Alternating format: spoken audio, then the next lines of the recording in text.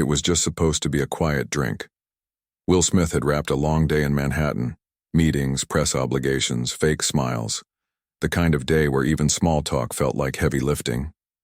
He walked into the dimly lit bar on the corner of 8th and Charles without thinking. No entourage, no hat, no sunglasses, just a man looking to disappear for an hour. The bar was mostly empty. Low jazz played from a vintage speaker. The air smelled like wood, lemon oil, and stories that no one ever told twice. The bartender gave him a nod. Will took a seat near the middle, not too close to the door, not too far from the exit. He ordered a double whiskey. Neat. As he waited, he glanced toward the far end of the bar and froze. Sitting there, half-turned, away wearing a black hoodie and staring into a glass of what looked like bourbon, was Chris Rock. Will's jaw clenched. For a second, he thought about leaving. Just standing up and walking out like nothing happened.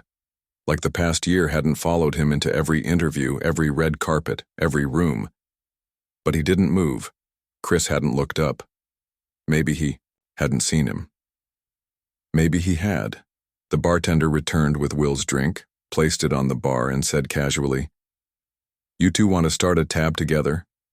Will almost choked. The bartender laughed, assuming he was being funny. Kidding. Man, Chris finally turned his head slowly. Their eyes met. No nod, no smile, no expression, just two men, one moment, and the weight of a year crashing silently between them. Will blinked first. He looked down at his glass, took a slow sip. He wasn't ready to speak, but he wasn't leaving either.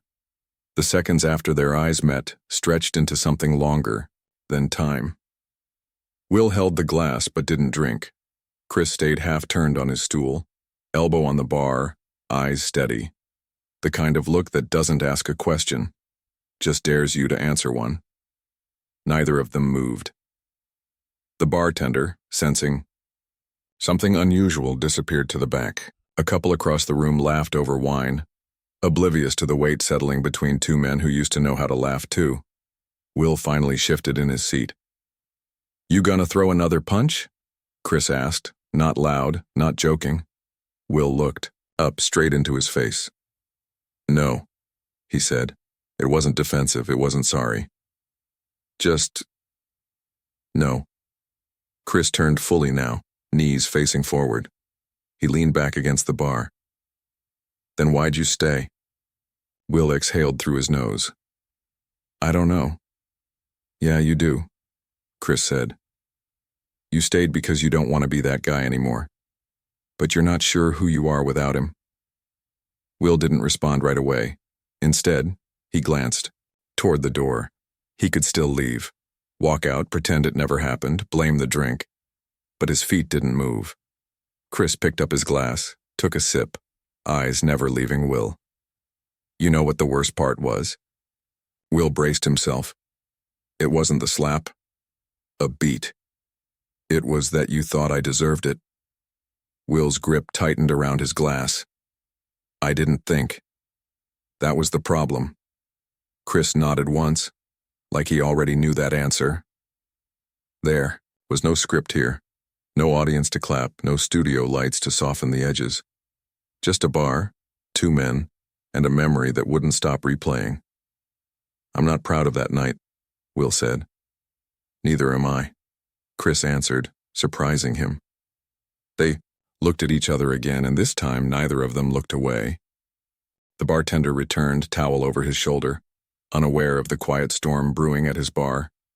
He looked between Will and Chris, sensed the tension, but didn't question it. Instead, he set down a fresh bottle of whiskey between them. On the house, he said. You two look like you could use something stronger than what's in your glasses. Chris raised an eyebrow. You trying to start a fire? The bartender chuckled. Just pouring gasoline, my man. He walked off. The bottle sat between them, unopened.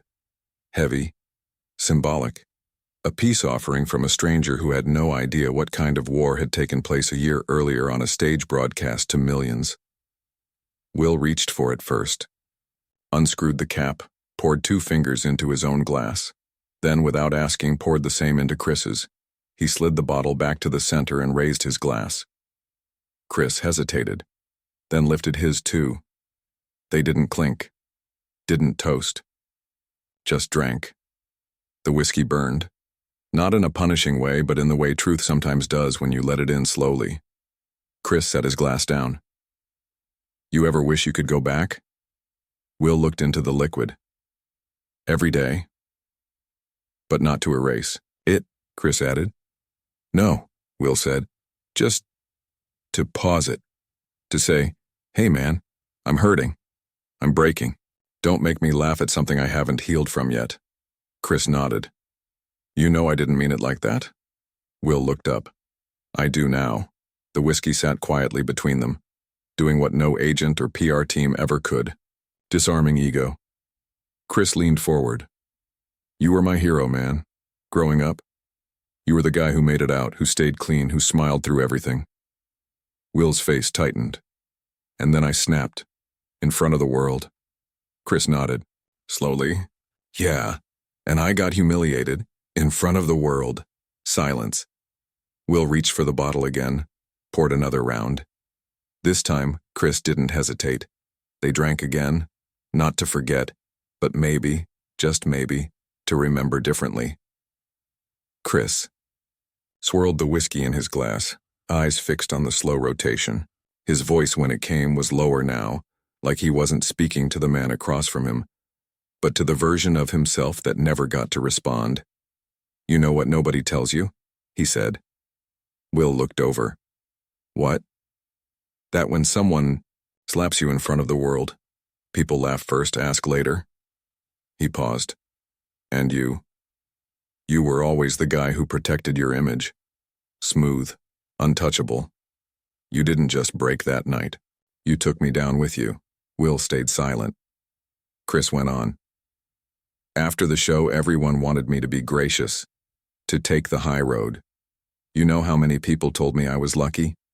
Lucky I didn't get hit harder. Lucky I got a headline. Lucky I was still breathing. Will winced. Chris leaned back in his chair. But you know what no one asked? Not once? How are you really doing? He turned, now facing Will directly. I had to go home to my kids and explain why their dad got hit and didn't hit back, why he stood there, why he smiled. His eyes darkened. And I had to explain it without saying your name like it still meant something. Will's throat tightened. I didn't just hit you, he said quietly. I erased you in a second. Chris gave a small, bitter laugh. You didn't erase me. You just reminded me that no matter how far we climb, we're one moment away from being someone else's lesson. They sat in that. No noise, no cameras, no applause. Chris broke the silence again, softer now. I'm not angry anymore. But I was. I was so angry. Not just at you, but at me. For freezing, for caring what people thought, for thinking silence was noble. Will looked at him, eyes heavy. I didn't deserve your silence. Chris took a sip. Maybe not. But it was the only thing I had left. The glass clicked softly on the bar as he set it down, and for the first time Will saw not just the man he hit, but the weight Chris had carried since that night. Will stared into his glass, fingers clenched around it like it might anchor him. His voice didn't come easily. Too many years of rehearsed answers, too many layers of charm built to cover silence. I grew up learning to smile through everything, he said. Dad hitting mom, mom crying in the kitchen. I learned real early that a good joke can make people look the other way. Chris didn't interrupt. Will looked up, eyes darker than usual. And I got real good at it. Being likable, being safe. I built a whole career on knowing what people wanted to see. He paused. And that night, that moment, I wasn't thinking about the joke. I wasn't thinking about you. I was thinking about every time I stayed quiet. Every time I swallowed anger because I didn't want to scare people. Chris leaned in slightly, listening. It wasn't about Jada. Not just, it was about me.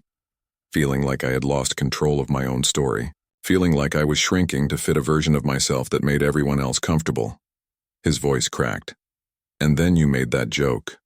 And in my head, it wasn't you. It was every late-night host, every online comment, every moment. I felt like I was a punchline when I needed someone to check if I was still standing. Chris looked away for a moment, jaw tight. Will continued quietly. So I stood up, not to defend her, but to prove to myself I still had weight. That I still mattered. He looked at Chris. But the second I hit you, I knew. I wasn't stronger. I was just louder. Silence hung again.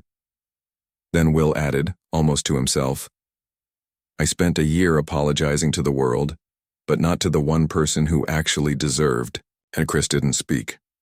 Will slid his untouched glass away. I don't expect forgiveness. I just didn't want that version of me to be the last one you remembered. The bar felt smaller now, the air heavier. And in that stillness, it wasn't a star or a comedian sitting at the bar. It was just two men, and for the first time, both were seen. Chris leaned back, arms crossed, eyes locked on the bar in front of him. You know what's crazy? He said. People think we're made of steel. Will glanced over. They see black men on stage in movies doing stand-up, winning awards, and they forget we were once just boys trying not to cry in front of anyone. Will nodded slowly. Crying was weakness. Silence was survival. Chris tapped the edge of his glass. I was the funny one. That's how I stayed safe. You were the golden one. That's how you stayed accepted. They both sat in the truth of that. Chris continued, voice low. You know how many times I wanted to hit back? Not just you, people over the years, critics, friends who weren't, fans who crossed lines. But I didn't. Because I thought if I cracked, I'd lose everything. Will looked at him. And instead we just cracked privately. Chris smirked without joy. Exactly. There was a pause, not awkward, respectful. Like neither man wanted to interrupt the weight of what had just been said. Will cleared his throat. I think I spent most of my life trying to prove I was the opposite of what hurt me. Chris met his eyes. And the slap. That was your proof? Will shook his head. That was me realizing I hadn't healed at all. Chris exhaled. We're not built for healing. We're built for performance. Will looked at him with something close to admiration. You stood there. You took it. You kept going. Chris replied, yeah. But I also went home and stared at the wall for 3 hours. That's the part no one saw. They sat in that silence. Then Will said, I wish I'd said something sooner. Chris shrugged. Maybe neither of us could until now. The whiskey bottle was nearly empty, but they hadn't touched it in a while. Chris turned toward Will. Do you think people ever really forgive moments like that? Will looked tired. Only if the moment doesn't become who you are. Chris nodded, and for the first time that night he extended his hand across the space between them. Will didn't hesitate. They shook. No cameras, no audience, just acknowledgement. Chris checked his phone. The screen lit up with a single message. He didn't reply, just locked it and slipped it back into his jacket pocket. He turned toward Will, finishing the last sip of his drink. I should go, he said. Will nodded. Yeah. Chris stood, pulled on his hoodie, and looked around the room like he was remembering where he was, like everything that happened inside that bar had taken place in another world. Will stood too, instinctively, unsure if he should say more. Or just let the night end where it needed to. Chris, he started, but Chris raised a hand. Don't, he said gently. You already did. There was no anger in his voice, no sarcasm, just finality. And maybe, just maybe, a trace of peace. He reached for his wallet. Will stopped him. I got it, Will said. Chris paused, then nodded. Thanks. As he turned to walk away, he paused a few feet from the door. Without turning around, he spoke, voice calm, steady, but sharp enough to stay. You ever notice, he said, that the loudest moments in our lives never needed to happen at all? Will didn't answer. Chris turned his head just enough to catch Will's reflection in the window. People'll remember what happened between us, he added. But what matters is what we remember and what we do next. With that, he pushed the door open. Cold night air swept in. A car passed by, headlights flashing across the bar's wooden floor. Will watched him go, his silhouette shrinking into the dark street, absorbed by the city. No applause, no hug, no dramatic music, just closure, the kind that doesn't shout. It just arrives quietly when you're finally ready to receive it. Will sat back down, stared at the bottle between them. The bartender came over. Everything all right? Will nodded slowly. Yeah, I think it is. He didn't touch the bottle again. He didn't need to. The door clicked shut behind Chris. Will sat alone, the hum of the jazz returning like background noise in a scene he wasn't part of anymore. The bartender wiped down the far end of the bar. A couple laughed in the corner booth. Life, as it always does, moved on. But inside Will, something had stopped. He looked at the whiskey bottle. The glass was still half full. But he didn't reach for it. Instead, he leaned forward, elbows on the bar, head low. Not in shame, but in release. The kind that comes after a weight you didn't know you were carrying has finally dropped. He thought about everything that had happened. The slap. The fallout. The silence. The apologies crafted by teams. The interviews with careful words. The distance between who he was and who he wanted to be. And tonight, none of that. Just two men, no writers, no cameras, just honesty. He realized something. The worst part hadn't been being hated. It had been being misunderstood. By the world, by Chris, by himself. Tonight hadn't fixed everything. It hadn't made it okay, but it had made it real. He reached into his jacket, pulled out his phone. No messages, no missed calls. For the first time in a long time, he was thankful for the quiet. He typed out a note. Not to send, just to say, that I can't change the moment, but I can change the man who came out of it. He saved it, nothing more. The bartender walked over. You good? Will looked up, met his eyes. Yeah, he said. Better than I've been in a while. He, stood, pulled a few bills from his wallet and left them on the counter. As he walked toward the door, he didn't feel like a man escaping. He felt like a man returning, not to fame or stage lights, but to himself. Outside, the city air hit his face. Brisk. Honest. He zipped up his jacket, pulled his hood over, and disappeared into the crowd. And the bar, behind him, stayed exactly as it was, like nothing happened, and yet like something finally had.